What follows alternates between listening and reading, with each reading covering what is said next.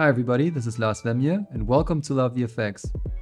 In this video I'm going to talk about the EIZO CG2700S, which is one of the high-end models of the ColorEdge series. After talking about the specifications of this product, I will talk about why I believe that this 1440p monitor is on another level and an excellent choice for any digital or VFX artist. The CG2700S has a WQHD panel with a resolution of 2560 by 1440 pixel, which gives us a pixel density of 110 pixel per inch with this monitor. It has a maximum brightness of 400 nits, a contrast ratio of 1600 to 1, covers 99% of the Adobe RGB and 98% of the DCI P3 color gamut. The internal color engine provides a 16-bit 3D lookup table for a very smooth and precise display of colors, and it supports the 10-bit mode. The CG2700S also has two pre-installed HDR presets with HLG and PQ gamma curves, which can be very useful whenever you need to quickly validate the raw video footage from your camera. It offers an impressive power delivery of 92 watts via USB-C. To ensure a sufficient heat dissipation without the need of an additional fan, EIZO has designed the back of the monitor with this metal mesh design. What makes the CG ColorEdge series special is the integrated color calibration sensor, the light hood that comes with every CG monitor, the true black filter, the integrated temperature sensors, and the high precision color calibration in EIZO's factory. The integrated color calibration sensor is one of the key features of the CG monitors. This allows the calibration to be automated without the monitor even needing to be connected to a PC. Surely you will use different monitor settings or calibration targets for different demands. Therefore, I have two advices for you. First, download EIZO's free calibration software Color Navigator, with which you can easily make all monitor and calibration settings you need and control the calibration. The Color Navigator is always sleeping in the background and ensures an automatic profile handling. Which brings me to my second advice. If you use HDMI or DisplayPort, I highly recommend that you additionally plug in the USB connection to your computer. If you use USB-C, this is of course already combined in one cable. The important benefit of this data connection is that it allows you to use the inbuilt USB hub and LAN connection of your CG2700S. Another important benefit is that if you switch between the different color modes, no matter whether you use the buttons on the monitor or the software widget, the matching ICC profile is automatically activated in your operating system. Otherwise, you would have to do this manually, which represents an additional source of error.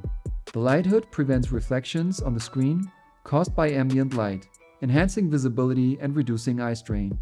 It's designed to be lightweight and attaches to the monitor magnetically, making it easy to install. The true black filter gives the image more contrast, which is visible in the darker areas of your screen. The CG monitor's built-in temperature sensors ensure very fast color stabilization within 2 to 3 minutes, instead of around 30 minutes, which most regular monitors need to stabilize. The CG product line benefits from even more effort being spent at EIZO's factory for the color calibration of the monitors. EIZO also guarantees 10,000 hours of consistency in brightness and color accuracy of their CG monitors.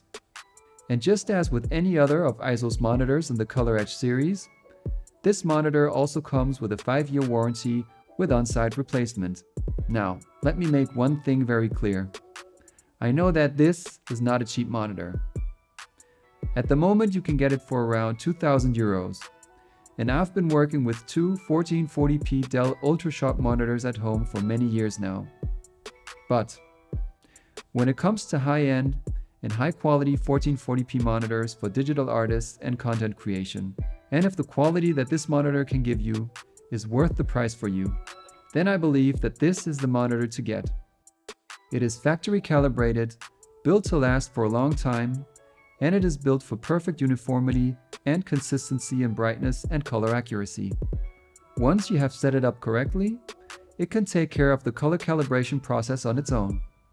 It is built by a company that has been the gold standard for high-end and high-quality monitors in post-production around the world for over 2 decades. And it has been standing for top-quality products since 1968. The power of this machine does not only come from its hardware. It also comes from EIZO's Color Navigator software, which I mentioned earlier. The Color Navigator allows you to create and save up to 10 different monitor settings directly in the monitor. One thing to keep in mind is that the luminance and white balance of the ambient light in your room can have an effect on how you perceive the colors on your monitor. I will talk more about using the Color Navigator software with this monitor, how to create neutral lighting conditions in your room, and how to create matching calibration targets in an upcoming video. You might ask yourself, why someone should use a 2.5K monitor for work in VFX in 2024 when 4K seems to be omnipresent? Well, because as far as I know, it is not yet mandatory to use a 4 or 6K monitor to work as a remote VFX artist. At the moment, I think 1440p monitors are still in the sweet spot of screen resolutions. At around 2.5K, the resolution is not too small and not too big. Here is what I mean with too big. While it would be great to have a 4 or 6K monitor at home for your VFX work, it is also worth to think about the performance hit your PC or the remote PC has to be able to handle in order to generate that much data. At the moment, my personal ideal setup would be a 1440p and a 4K monitor. I would continue to use the 1440p monitor for my viewer in Nuke until the company I work for would ask me to use a 4K monitor for my Nuke viewer instead. For me personally, precision is currently more important than resolution, but that is just my personal preference. If you prefer the UHD resolution and are willing to spend some more money, you should take a closer look at the CG2700S, which apart from the resolution, hardly differs from the 2.5K version. For the remaining time of this video, I want to talk about why I believe this 1440p 2.5K monitor is on another level and an excellent choice for any digital or VFX artist. If you're working from home, and if you are required to work with remote systems that connect to another computer, you have to keep in mind that the remote systems may bypass the OS level color management, which means that it is better to use a monitor like an EIZO Color Edge monitor that can store and set the color calibration targets within the monitor. Of course, that is not a must for every digital artist who's working from home. But every Color Edge monitor can give you a color representation of the media you're working on that is as close to the truth as it can be. In Nuke, the viewer color space, which is ideally defined by the company you're working for, should match your monitor's color calibration target. So if your viewer is set to sRGB, your monitor's color calibration target should be the same. When you're working from home, an accurate color representation of your media is very important, because you and the company you're working for need to see the same color representation of the media you're working on. Otherwise, you or your client and you are not looking at the same image. Here's an exaggerated example. Your client might have a yellow tint on his monitor, or the lighting in his room might be too warm. That is why he might say the image is looking a bit too warm. After making the image a bit colder, you might feel that the image is looking way too blue now. But your client is happy. Of course, it is your responsibility to at least mention your concerns to your team or client. And I would recommend to always write emails in such cases, or to write it in a group chat for your team. And by team, I mean whoever needs to get that sort of information, like your VFX coordinator, your comp supervisor, and your lead compositor. Just for the sake of this exaggerated example, let's say you sent out that message addressing your concerns, but your team tells you that the client is happy with it. However, when the material goes through the client's final approval process, where very color accurate monitors are usually used, the color cast is noticed and the client refuses to accept it.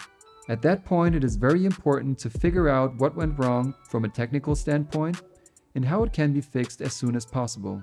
And here it is important for you as a service provider that you have documented any problems in a comprehensible manner and can prove that you have used color accurate calibrated hardware.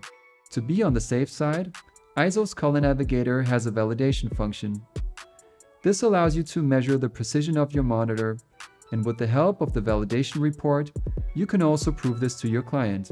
In the end, I think it is your responsibility as a digital artist, VFX studio, or post-production to work with highly precise monitors and ambient lighting so that you can really see and work on a true representation of the media that you are working on. And I must say, the peace of mind EIZO's monitors can give me at all times is worth every euro to me. And with the 5-year warranty, I can be sure that this will remain for at least 5 years and most likely even much longer. In an upcoming video, I'm going to show you how you can set up your color space targets with the CG2700S, how you can set it up to automate future color calibrations for every 200 working hours, and I'm also going to show you how you can set up your room with a neutral ambient lighting that does not affect how you perceive the colors on your monitor. Before I go, I want to thank my Patreon supporters. Thank you very much for your continued support. Alright, that was it for this video. If you want to see more of these videos, don't forget to subscribe. And if you have any questions, feel free to post them in the comments. Again, this is LoveVFX. Thanks for watching, and goodbye everybody.